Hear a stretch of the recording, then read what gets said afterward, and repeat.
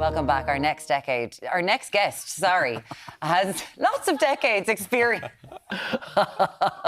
in the music industry, having interviewed everyone from U2 to Oasis. He's a decade. Yeah, now he's back on our screens with the latest series of his hit show, Fanning at Whelan's, and where he's interviewing some of the biggest stars in the country. And please welcome broadcast Dave Fanning. Biggest stars in the country, Dave, but I mean, we saw there Oasis, Eminem, U2. I mean, you've had the most phenomenal career. What have been some of the standout highlights moments? Oh gosh, my favourite would be Leonard Cohen, because he's just got something, and I love him anyway, you know, and he's just very erudite, very intelligent, and he's just great. I mean, there's name it, I don't know, 2 Beatles, that was good for me, 3 Stones, that was good for me, Bob Dylan in Italy in 2001, that was great, considering I think he's one of the greatest things ever, but I think live I don't like him very much. Right, okay, we won't tell anyone. There's too many.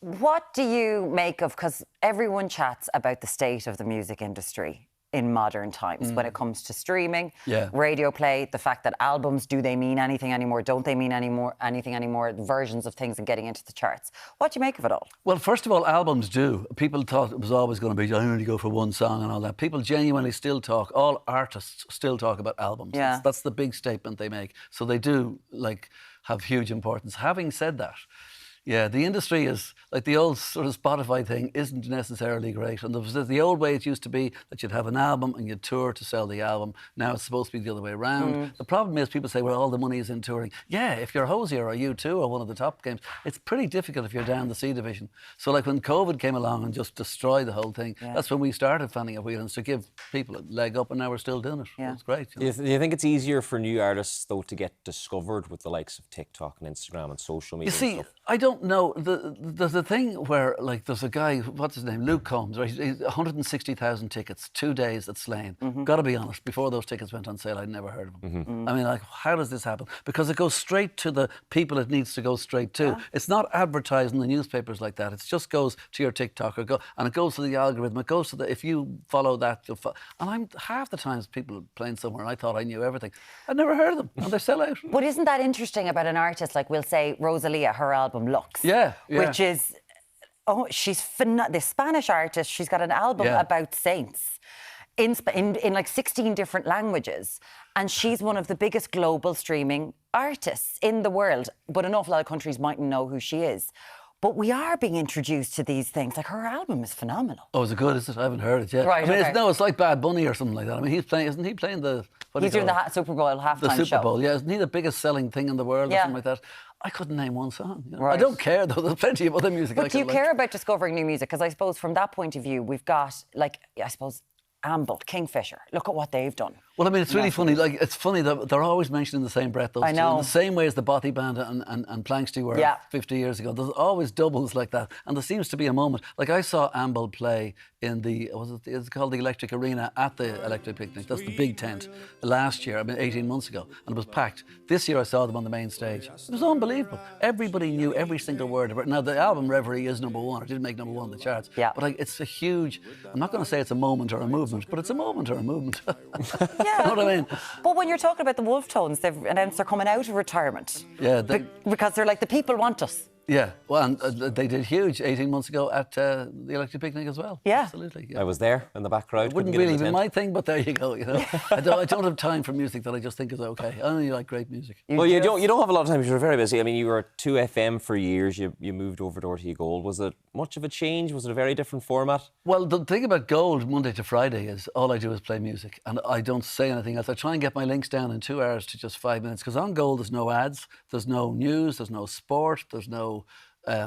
demo tapes. I'm not doing interviews. It's just playing the music, and that's 6 days a week. Now on Saturday I do waffle a lot because I've just done what I call 104 hours of the history of rock. In other words, 52 weeks of the year, 2 hours a week, and I do talk a bit and put everything into perspective and all the rest of it and that. But that's what it is. But giving things context, is that that is important when it comes to music, because music is meant to be a reflection of the world that we live in. But having said that, sometimes, like, I'll give you an example. Monday to Friday, what I'm doing is, like, you know the way there's a guy out there and says, hey, he's got a record collection, and it's up in the attic. You know, I'm going to take it down and I'm going to play it and that. Look, your wife has already thrown it in the skip. You didn't even know it was gone. And secondly, you're not going to do that. Don't worry. I'll play your record collection every Monday to Friday, 6 o'clock to 8 o'clock.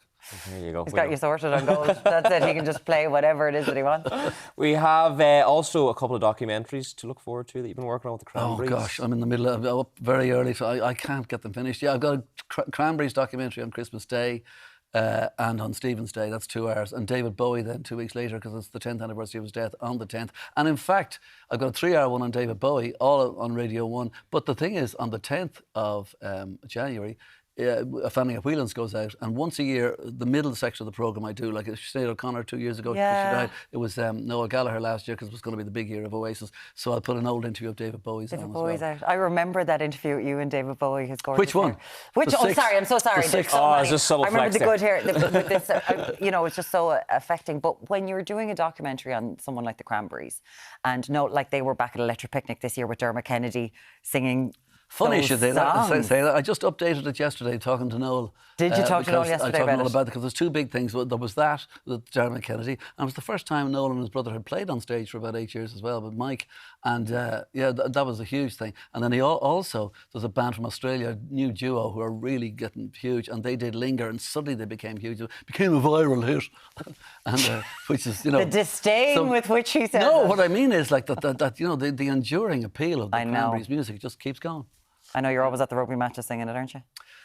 Zombie would not be in my top 5 songs by the really? Cranberries, really. No, I don't like it as much. I like the noise of it because they never usually got that noisy. But it's not one of my... Like, I mean, it's not, you know, Dreams, or it's not Linger, or it's not... Or one No of Need those. Target, yeah.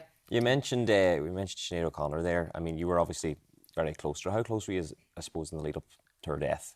I saw an awful lot of Sinead in the last few years, more than I ever had before, because myself and Larry Bass were making a documentary on Sinead, and we were getting it all together. We were in a house loads of times, and we had loads of things going on, and it just kind of fell apart towards the end. We just couldn't keep it going, and it was difficult. But we spent an awful lot of time with Sinead in the last few years, and it's very sad. You know, she was brilliant. Obviously, everybody knows how brilliant she is. And she was troubled, there's no question about that. And her life, I did the first interview with her back in 86, 87, and bizarrely, the last thing with her giving her the Choice Award as well. Not knowing it was going to be the last. The last thing that we gave, and she arrived at the Choice Award, she was in Vicar I mean, Street. like, if you read the book, it's an astonishing story, and she really is forthright, and she really has opinions, and everybody knows that what she did in 1991 on American television, and then it came to fruition 10 years later, and she was 100% correct, and it needed to be told. She told it first. She did, and remembering that memoir, it's absolutely beautiful. If you're looking for a Christmas present for Some someone, tough bits in it, I'll tell you. Really tough, but stunningly written. She's just brilliant. And it was great too, because I'd always heard this story about herself and Prince, and it was never a good story. And suddenly in 4 pages, wow, okay, it's just the wildest Isn't story. it? It's so good. It's I felt so sorry for Prince's brother, who opened the door. If you don't know what I'm talking about, you got to get it. You got to get the book. You got to get the book. Remembering it's so good. Let's talk about Fanning at Whelan's. You are back for another Yes, series. we're on tonight and we're on Saturday night. Tonight is the repeat of the first programme, and that's at 11 o'clock on... Virgin Media 1. Virgin Media 1, thank you. Yes. Yeah, and then it's Virgin Media 2 at 10 o'clock on Saturday. Yes. So tonight's programme, let's just get Okay, we got Bold Love, who are brilliant. Khaki Kid, who's fantastic. He's from just not too far from here, from Crumlin direction. Nell Mescal is on tonight as well. Amble, we just talked about Amble. But the Waterboys is the main thing tonight, in that they start and finish the programme. And also we talk all about the amazing album they have at the moment, which is a really interesting story. It's called Life, Death and Dennis Hopper, about like the man who defines the counterculture, basically. Yeah. And it's very interesting, and Mike Scott's brilliant on it. And then episode 2 on Saturday night, we have Florence Road. That's the 4-piece girl band from Bray, who will be actually touring with the 5-piece girl band from London, The Last Dinner Party, all over America in February, March and April. Fantastic. Declan McKenna's there. Declan McKenna's first single is now at 834 million listens. It's up to 1 billion almost soon, from 10 years ago. He won the Glastonbury new person thing. He's had 3 albums since as well. Madra Salak, they're new from the north side of Dublin, and they're just really completely different. They're traditional, but they're not, because they weren't brought up in traditional. So they're just a lot of noise from pubs. They just, you have to see it. They're just different. We have Bellex 1. We have Phineas is the main one on part 2.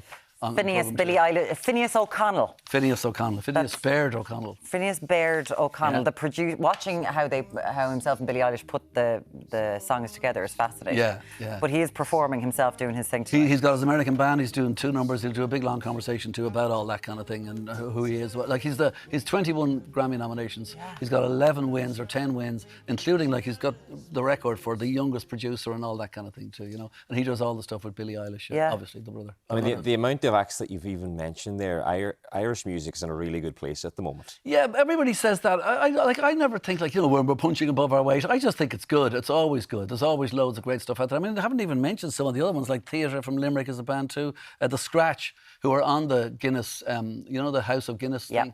They're on that joke. They're one of the soundtrack. They're one of the artists on it, aren't they? And it's Guinness who make the programme happen. And so many companies said they will do something, and Guinness have stood by us all. And also, like, obviously, a Virgin, and obviously Whelan's itself as well. There's Ellie O'Neill is there. There's so many bands playing. Anyway, we've got about 24 altogether, and it goes to about 150 now that we've had so far over 5 years. Yeah, listen, it's absolutely fabulous that you're still highlighting new and older music as well, as he always did. And by the way, the Divine Comedy in programme 3 and Miles Kane in programme 7. He could keep on going. He knows ones. You know the ones he loves because he's highlighting them especially. The first episode of Fanning at Whelan's, it's repeated tonight. It's 11 p.m. on Virgin Media 1. The second one is airing this Saturday at 10 p.m. And of course, you can get them on Virgin Media Play. Dave Fanning, thank you. Thank you so much. Thank you very much indeed, folks. It's been a pleasure for me. I hope it has been for you. Always. Absolutely. Always. Thank you very much.